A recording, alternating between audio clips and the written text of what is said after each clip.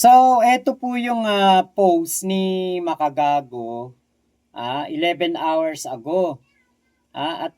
Sabi nga po niya diyaan ay breaking news nga daw po dahil etong, si, ah, Casper ay tuluyan na daw pong iniwan si Norman Mangusin. Tapos na po talaga this time, yung 3 months na delayed sa sahod niya. Diyos ko day. Grabe pahirap sa buhay ni Casper ang dewlot pala nitong si Kulaong. 3 months na delayed sa sahod niya, 4 months na ngayon. Wala na. Good luck Casper sa tatahakin mong bagong karir. Yan pinakatamang nagawa mo. Yung mga kasalanan mo, alam mo na yon. Ikaw na magdadala niyan. Mahalaga sa 100 mong mali, at least nabawasan ka na ngayon. Kasi ang dumikit ka kay Mangusin, ang isa sa pangit mong dadalhin sa buhay mo. 'Di ba? Alam nyo, tong si Casper talaga, manggagawa talaga naman si Casper eh. Talagang yan ano naman, sanay mga muhan yan. Kaya lang nagkamali kasi siya ng kanyang pagkampi at pag-support at pagtatrabaho dito kay Norman Mangusin. Kasi si Kulaong po yung tao na ultimo kahit si Casper kaiinggitan niyan. Kita nyo si Casper dati may pamilya. Ano ginawa ni Kulaong? Sa halip na payuhan si Casper na ayusin ang pamilya, siniraan pa itong mga naging asawa ni Casper. Diba? Kaya kaya ito po, maganda tong gagawin ni Casper na to, malayo na siya kay Kulaong. Kasi, yung kumbaga bangungot ng naranasan niya na pagtatrabaho dito kay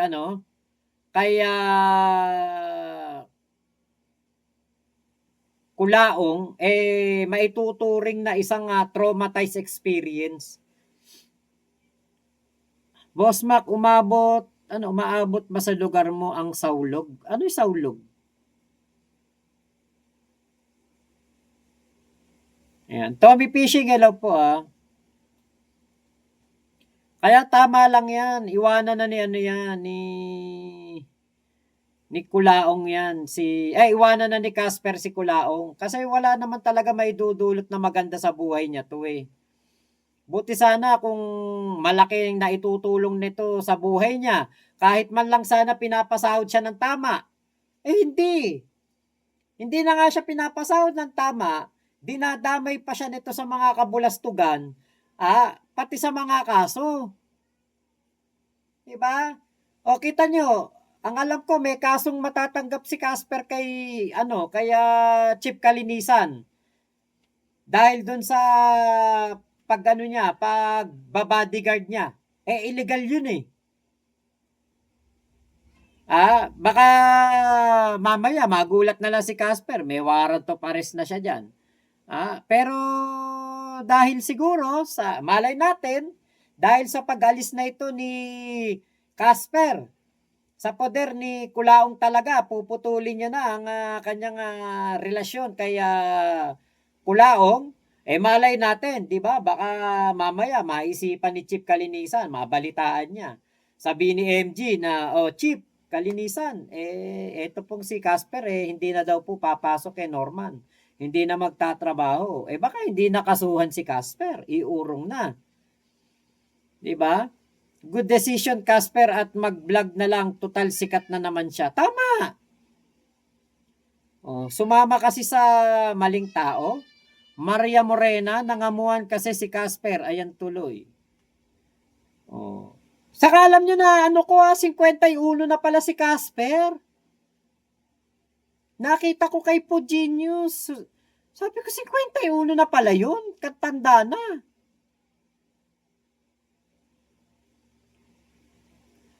Buti sana kung katulad to ng na Malaysia o Singapore, walang diskriminasyon. Alam nyo ba sa Malaysia, dun sa ano pangalan nitong istasyon na ito? Nakakalimutan ko yung pangalan ng istasyon dun sa Malaysia. Hindi naman Bukit Bintang eh. Basta istasyon ng tren. Ngayon, doon sa loob ng istasyon ng tren na yon, parang merong mall. Ngayon, bago pa lang ako doon sa Malaysia nung time na yon. Pag pagdating namin doon sa istasyon ng tren, sabi ng kapatid ko, Kuya Mac, nagugutom ako, merienda muna tayo doon sa McDonald's. Sabi ko, sige, kain muna tayo. Kasi mamamasyal kami noon eh, papasyal ako ng kapatid ko noon sa Malaysia. Di ngayon, punta kami doon sa McDonald's. Nakapila kami. Ayan, sabi nung kapatid ko, Kuya Mac, dito, astig ang mga dito, mga crew ng McDo. Sabi ko, bakit? Walang discrimination dito. Kahit lola ka na, kahit putol isang kamay mo, kahit pipi ka, kahit bingi ka, tatanggapin ka sa trabaho. Sabi ko, wow, ang galing naman. Alam niyo, nakita ko talaga nung kami, naupo na kami, kakain kami ng merienda. Ah, Talagang yung isang waiter doon, putol yung kamay. Nagwe-waiter siya. Oh. Papatong niya yung tray sa upuan, tapos sa kanya pupunasan yung mesa. Magilas pa kumilos. Tapos meron matanda, as in matanda talaga. Senior, matanda na talaga, nagtatrabaho sa McDonald's. Kung sa bagay, nagtrabaho ako ng McDonald's. Sa Jalan, naku, nakakalimutan ko yung Jalan Ampang. Nagtrabaho ko sa McDonald's, Jalan Ampang Ang mga kasama ko, meron akong kasamang 3 Indian, mga auntie. Tapos yung isang hindi Pakistani, Nepalese na kasamahan ko ay senior citizen din. At tagal niya na dun sa Malaysia. Nagtatrabaho siya as senior citizen doon sa McDonald's sa pinasukan ko. Walang diskriminasyon. Kahit na kangalan dun eh.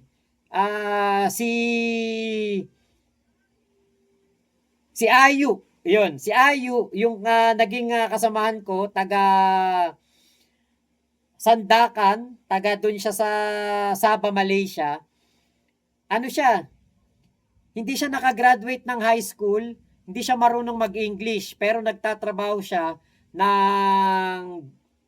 doon sa McDonald's.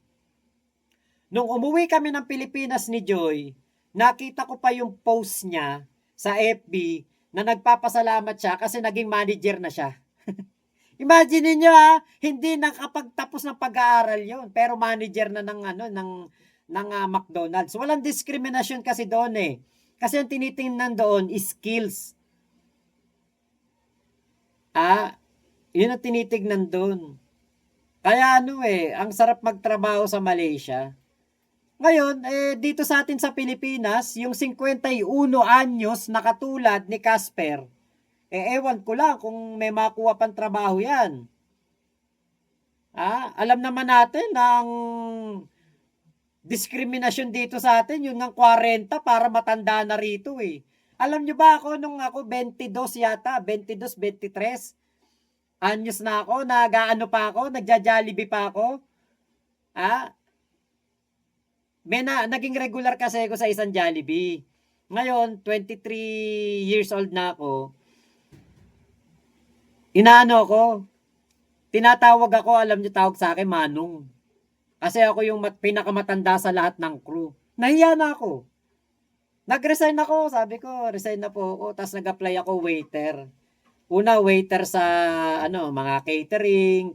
Tapos sumunod, waiter na ako sa mga restaurant. Doon na ako nagtagal sa pag-waiter sa restaurant hanggang nag-Malaysia ako. Kaya yung 51 anyos, nako, ewan ko na lang kung may makuha pang trabaho kung marunong siya mag-drive, yun. Pwede pa. Pero kung hindi ka marunong mag-drive dito sa atin, ewan ko kung may makuha pang trabaho si Casper na medyo marangal. Kung ikaw hindi ka naman marunong mag-drive, pahinante, yan. Pangkaraniwan na pahinante, kargador. Actually, kung ako kay Casper, kung may motor sana siya, no? Maglalamove siya o move it. Ano pa ba yung isa? Yung angkas, ganyan. Mas okay pa yun. Kasi hawak mo ang sarili mo eh. Kung gusto mong kumita, magsipag ka. Kung ayaw mong kumita, tinatamad-tamad ka, huwag kang bumiyahe. Aray ko sa 50. Hindi, actually, yun talaga realidad eh, ate. Ate Big Mama. Kasi yun talaga totoo eh. Sa, dito sa ating bansa, ang 50, talagang talagang matanda na tingin dyan. Oh. Pwede rin. Silang dalawa ni Kulaong. Kuya Henry. Silang dalawa. Edward Sapasap. Cook, pwede naman. Masarap naman daw siya magluto, sabi Konsi Igme. Ayun, pwede pala. Cook. Ayun. May talent nga pala yan sa pagluluto. Kung sila lang ni Igme magkasundo, di sana doon na siya nag-cook kay Consel Igme, di ba? Kaya lang kasi kahit sariling pinsan inaaway ni Casper. Sa tunay lang 30 nga manong natawag. Oo, totoo. Alan Peter Kawatano, sabi ni Aquarium. Mac, aray ko kung makatanda naman. Truth hurts. Nako. Ate Bergie, dito workers, ibang ang workers dito naka-wheelchair. Yes, Kuya Henry, matanda na talaga 50 sa Pinas.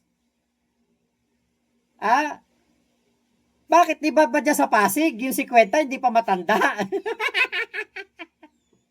Ganun talaga. Kasi, yan yung naranasan ko eh. Pero mo 23 nga ako, tawag sa akin Manong. Mga manager ko, tinutokso ko Manong. Kasi matanda na daw ako. Nagja-Jollibee pa ako, nag-ano pa ako.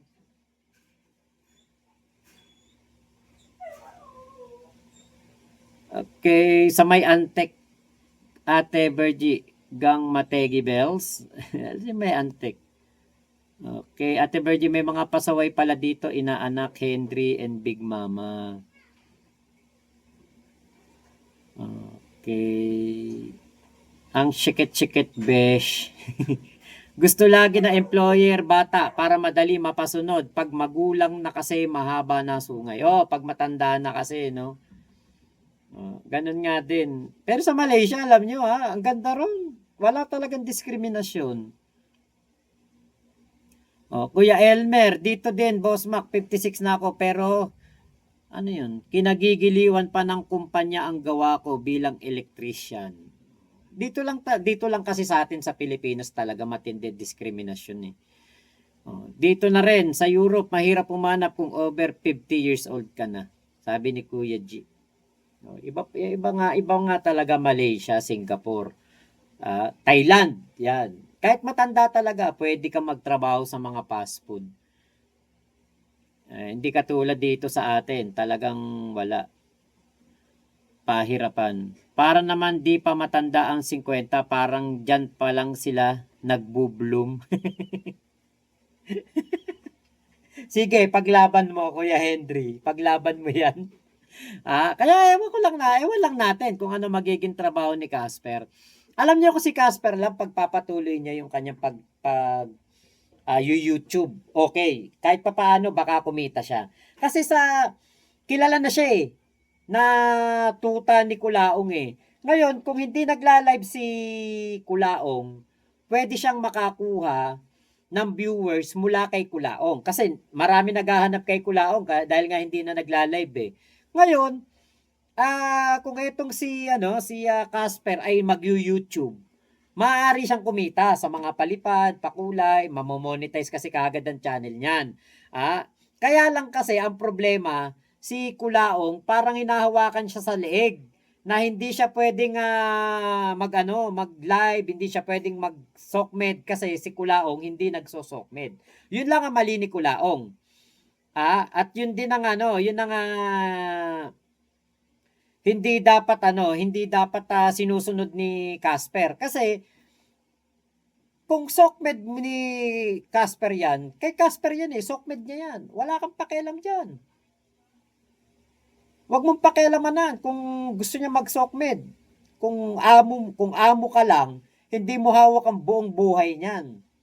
Kung siya bawal mag-SOCMED sa oras ng trabaho, yun siguro. Pero yung pipigilan mo sa lahat ng ginagawa niya sa SOCMED, ay hindi pwede yun.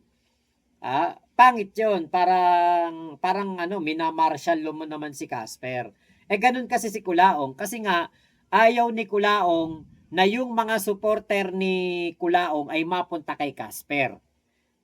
Kaya kita nyo, 'di ba, kahit nga yung nabuong grupo ni Casper, yung team Pakshet ba 'yon? Mga kapakshet, 'di ba? Kahit nga yun inangkin ni Kulaong eh. Kasi nga ganun si Kulaong, inggitero 'yan. Ayaw niya na yung iba'y sumisikat dahil sa kanya o iba'y sumisikat. Pwera na lang sa sitwasyon ni Alex Skywalker. Okay lang sa kanya yon. Bakit? Napapakinabangan niya si Alex Skywalker. May pakinabang siya. Kaya pinapasupport pa niya to. Pero kita nyo si Casper, pinlag ba niyan? O pinasubscribe man lang ba yung channel ni Casper? Baka pinasubscribe pero kaplastikan lang. Pero yung masasabi mong talagang pinasuportahan para maraming makapanood at kumita, hindi. Pipigilan ni Kulaong yan na mag-SOCMED kasi malaki ang kikitain ni Casper. Siya ang walang kita. Pangpalubag ba yan, Bro Henry? Sabi ni Big Mama. Yon, tama, Ate Bergie. Diyan kasi sa Pinas, inaanak, Henry, daming kaik-ikan. Tama po. Kuya Edward, pero sa ibang bansa hanggang kaya banat lang. Sa Italy nga karamihan ng kudkud doon mga 50 or 40 plus na. Ate Michelle, ayan, late bloomer. Ayan. Sino late bloomer? Okay. Edward sa PASAP, hindi na nga pinapasahod, kinokontrol pa pati social media ni Casper. Kuya Blink Hernandez, pwede pa siyang tulungan ni MG. Malay natin magtayo ng kainan si MG tapos kunin niya na cook si Casper. Kaya lang hindi po mapagkakatiwalaan kasi si Casper. Ate Michelle, lumipat ako dito kasi masaya, may naisasa ako. Hindi, tingin ko hindi yan. Hindi kukunin yan ni Kasi delikado kay Casper. May may record eh. At Katrina Love, yung Jollibee dito sa Woodside, New York, may matanda na waiter, ang tagal na nundun. Kuya Tommy Fishing sa Amerika din, 61 years old na, katrabaho ko noon, Pinoy, ang sipag, 2 jobs pa.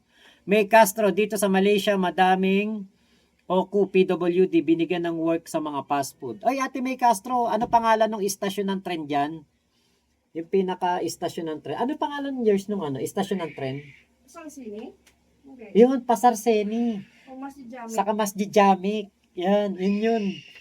Pasarseni, yung pinaka yung pinaka main niya. Nakalimutan ko eh. Diyan ko dinedate si Joy dati sa may Pasarseni. Tapos sa may Masjid Jamek, baba kami, tapos punta kami Plaza Rakyat.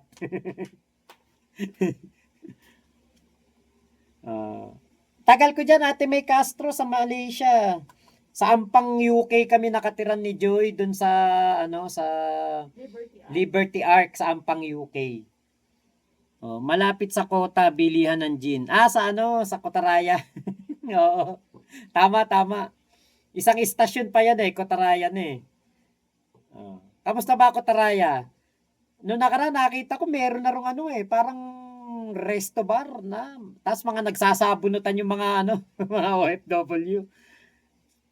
May mga kaibigan ako diyan. Kaya lang di ko nasasabihin. Bakit? Sila di ba yung mga kaibigan natin doon Di naman nila alam na vlogger ako Mga tropa pips ako diyan Pati yung leader pa ng ano, si Ate Dons. Yan, yan mga kaibigan, mga naging kaibigan ko diyan sa Malaysia. Naging kaibigan din ng kapatid ko, si Ate Dons. Paul Soap ang binigay ni Kulaong kay Casper. Tama, pinaasa lang. Baka machopi pa kay Casper, tama po. Wala magtitiwala na dyan kay Casper dahil sa bad record. Oo, yung sa magtataho yun yung tinutukoy ni ano, ni itong si MG. Actually, mahirap din mag-apply kung wala kang NBI clearance. Ewan lang natin kung may NBI clearance si Casper. Kasi di ba nga may kaso siya yung sa ano ba yung naging kaso niya yung sa child abuse ba? Parang ganon. O Bausi yata. Tapos ngayon, kung si Konsyal Igme ay gawin yung ano, yung pagtestigo doon sa magtataho, nako lalo nang mapeperwisyo si Casper. Kaya ewan na lang natin, pero good luck pa rin kay Casper kasi 'di ba? At least siguro baka naisip niya, natauhan siya, walang kwenta yung taong kanyang sinamahan, 'di ba? Baka meron pa rin namang pagbabago sa puso't isipan ni Casper. Oo, meron siyang criminal record sabi ni Kuya Henry. Yun nga. Ngayon hindi na pwedeng walang ice sa bahay kasi napakainit. Ako yung iniinom ko ngayon, tong tubig ko, ice talaga. Nilalagyan ko maraming ice sa init. Nakikipagpalit na nga ako kay Joy Sabi ko kay Joy, pag mag-live ako, dito sila sa labas, doon ako sa kwarto. Malamig kasi dun Walang NBI clearance pero police records meron siya. Yun nga. Big Mama, nga, wala nang magtitiwala talaga. Ay nako. Di sana nga talaga magbago siya. Ate May Castro, 9 years na ako dito, Boss Mac. Dito na ako tatanda. Ibig sabihin, nauna pa pala ako sa'yo dyan sa Malaysia. Kasi, 2015 ako dumating dyan. Kotaraya Ghost Place na, lagi may raid. Meron na club sa Kota. Manila at Angeles ang name. Okay, para daw ghost town, ghost place na. Kasi dati lagi kami excited ni Joy pag linggo. Kasi syempre, Kotaraya, tambayan ng mga OFW. Excited kami mamasyal dyan. Tapos bibili ka ng pagbagong sahod, bibili ka ng boy bawang, bibili ka ng MP Light. Diyan ka lang makakainom ng San Miguel saka ng Red Horse. Makakabili ka ng menudo. May nagtitinda pa dyan ng lechon Boss Mac, may mga saulog bus pa bang bumibiyay dyan sa Cavite City? Meron pa po. Kaya lang dito, wala. Hindi dito linya nila. Hindi dito sa amin. Doon sa may bayan, yan ang linya nila. Saulog. Alam ko hanggang Bicol pa yata yan Kuya Tommy, Katrina Love, taga New York din ako. Saan ka sa New York? Nagkatagpo pa. Baka magkapit bahay lang kayo. So yan good luck pa din kay Casper, 'di ba? Lahat naman tayo may pagkakataong magbago, lahat naman tayo binibigyan ng mga chance. Kay first chance, second chance, third chance, fourth chance pa 'yan, 'di ba? At least yung chance mo tanggapin mo at ipakita mong ikay nagbago. Kaya good luck pa rin kay Casper. At mabuti 'yan para 'di ba makatulong siya sa kanyang anak, sa kanyang sariling buhay. 'Di ba? Kasi kung aasa lang talaga siya kay Kulaong, walang maidudulot na mabuti ang pagsama kay Kulaong. Walang maidudulot na mabuti ang pagsama sa kriminal at scammer.